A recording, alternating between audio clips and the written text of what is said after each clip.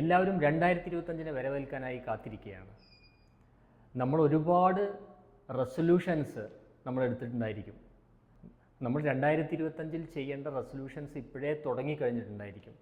അത് നമ്മളുടെ ആരോഗ്യമായിരിക്കാം, നമ്മളുടെ ഹാബിറ്റായിരിക്കാം, എന്തെങ്കിലുമൊക്കെ ചേഞ്ച് ചെയ്യണം എന്നുള്ളൊരു തീരുമാനത്തിലായിരിക്കും മിക്കവാറും ആൾക്കാരുണ്ടാവുക.